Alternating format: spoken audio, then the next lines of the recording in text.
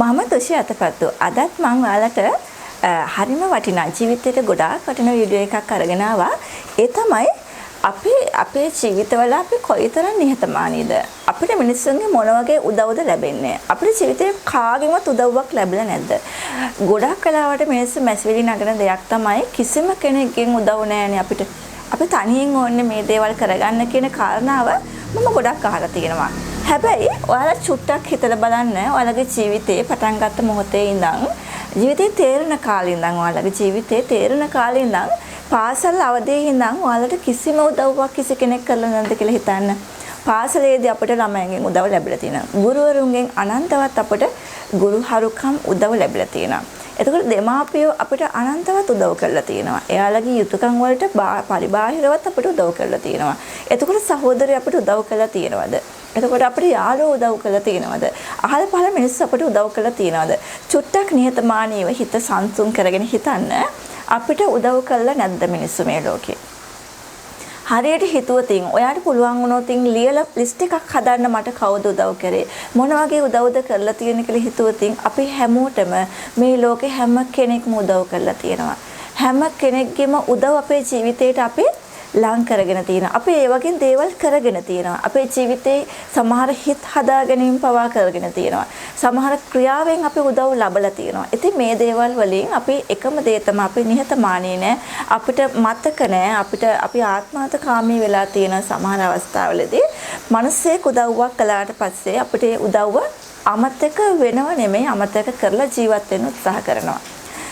අපේ මනසේක උදව්වක් ඉල්ලුවට පස්සේ බොහෝ දෙනෙක් මම අහලා තියෙන කාරණාව තමයි එයාට උදව් කරන්න එයාගෙන් ඇති ප්‍රයෝජනයක් අපිට නැහැ කියන එක. එහෙම වෙන්න එපා. අපේ ජීවිතේ කොහෙන් කාගෙන් උදව් ඕන වෙනවද? කාගෙන් අපේ ජීවිතේට ඉදිරියට යන්න අපේ ටාගට්ස් වලට යන්න සැලසුමකට යන්න අපිට කාගෙන් සපෝට් එකක් ඕන වෙනවද කියලා ඔයාවත් මමවත් කවුරුත් දන්නේ නැහැ. ඒ නිසා පුරුදු වෙන්න නිහතමානී වෙන්න ගොඩාක් දුරට අපිට ජීවිතේ උදව් ලැබලා තියෙන ටික මතක් කරන්න. ඒ ලැබුණේ අපේ පෙර පිනකට කියලා හැම වෙලේම ස්තුති කරන්න. අපිට ලැබෙන හැම දෙයකටම අපිට පුළුවන් නම් ස්තුති කරන්න. අපිට උදාහරණයකට මොකුත් ඕන නැහැ.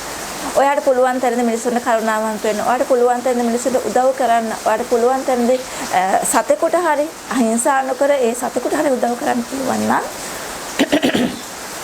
මම හිතනවා ඒ ජීවිතේ ඔයාට ඉදිරියේදී ඔයාගේ ජීවිතේ ඔය කියලා සැලසුමට යන හීනට යන ලොකු සහනයක් වෙනවා. ඒක අනිවාර්යෙන්ම විශ්වාස කර යුතු දෙයක්. ඒක අනිවාර්යෙන් ඒ විදිහටම වෙනවා. සමහර අය කියනවානේ අර අපි කරන පව් අපේ පිටිපස්සෙන් එනවා කියලා. අපේ කරන පව් අපේ පිටිපස්සෙන් එනවා. ඒක සමහර අය කියන නෑ මම මේ ආත්මෙදී මේ ජීවිතේදී කිසිම පවක් කළා නෑ. හැබැයි මම මාරු විදිහට දුක් විඳිනවා. ඒක විපාක දෙනවා. ඉතින් ඔයාලා තේරුම් ගන්නට කාරණාවක් තියෙනවා. අපි සාමාන්‍යයෙන් බෞද්ධ දර්ශනීය විශ්වාස කරන අය විදිහට පෙර සංසාරේ පුරුදුත් අපිට මේ සංසාරේ අරන් යන්න සිද්ධ වෙනවා.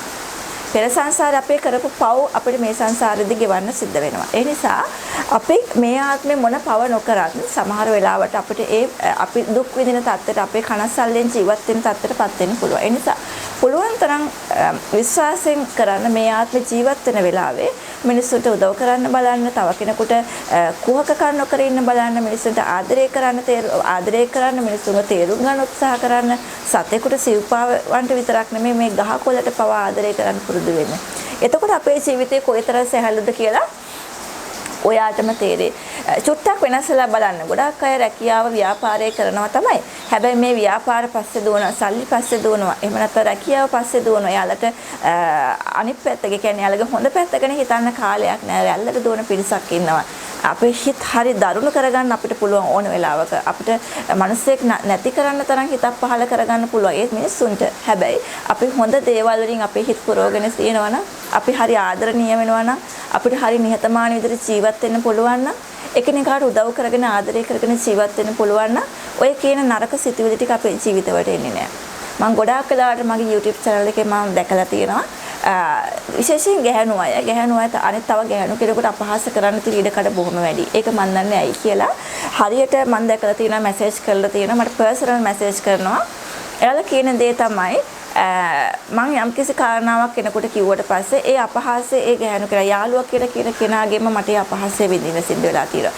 ගැහැණු අයම තමයි ගැහැණු අයව අපහාසයට ලක් කරන්නේ. හැබැයි ආයෙත් හිතන්න පුළුවන් නම් මේ දේ මට වුණා නම් මේ දේ මම දුක් විඳනනම් මේකේ මම අපහාස විඳනනම් මම කොච්චර දුකින් සිත් ඇවලෙන් ඉන්නවද කියලා එයාලට හිතන්න පුළුවන් වුණා නම් තව කෙනෙකුට එහෙම කරන්නේ නැහැ. එනිසා ගොඩාක් ආදරයෙන් මතක් කරනවා ඔයාලා මොන ප්‍රශ්නයක් ඔයාලට තිබුණත් ඔයාලගේ හිතවල මොන කුහකකමක් ක්ෂණිකව ආවත් නපුරුකම් එනවා කේන්ති යනවා මිනිස්සුන්ට ඒක සාමාන්‍ය ස්වභාවය. හැබැයි අපිට පුළුවන් නම් ඒක මේ මොහොතේ ක්‍රියාවට රංවන්න නැතුව මේ මොහොතම යටපත් කරගන්න. මම හිතුවා අපේ ජීවිත ගොඩාක් සුන්දරයි. අපිත් එක්ක ඉන්න පිරිස ගොඩක් වැඩි වෙනවා. අපිට මිනිස්සු ලං වෙන ප්‍රමාණය අපිට ආදරය කරන ප්‍රමාණය වැඩි වෙනවා. මිනිස්සු බලාපොරොත්තු වෙන්නේ ඔන්න ඔය දේ තමයි.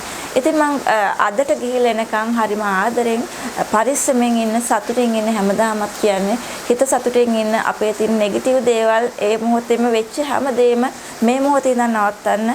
ඒක තව දිගින් දිගට අරගෙන යන්න එපා. පරණ ප්‍රශ්න හිතවල තියෙන ප්‍රශ්න ඇදගෙන යන්න එපා. ඉස්සරහට ඒක මේ මොහොතේ නවත්තලා ඒ මොහොතේ ඉඳලා සතුටින් ජීවත් වෙන්න පුළුවන් දේවල්ම කරන්න. අපිට සතුටින් ඉන්න සල්ලි ඕනම වෙන්නේ නැහැ. සල්ලි ඕන ජීවත් වෙන්නේ නැහැ. හැබැයි අපිට සතුටින් ඉන්න දේවල් ඕන තරම් තියෙනවා කරන්න. හිතේ සැනසීමෙන් ඉන්න කරන්න ඕන තරම් දේවල් තියෙනවා. ඒ දේවල් කරන්න හැම මොහොතෙම උත්සාහ ගන්න. හදවත පුළුවන් තරම් සැනසීමෙන් තියාගන්න උත්සාහ කරන්න. ආදරණීය විදිහට තියාගන්න උත්සාහ කරන්න. මේ හැමදේම කියන ගම මම අදට ගිහිල්ලා එන්න ආයිමත් ඉක්මනින්ම වීඩියෝ එකක් අරන් එනකම් සතුටින් ඉන්න පරිස්සමෙන් ඉන්න කියලා කියන ඔයාලා හැමෝටම සුබ දවසක්.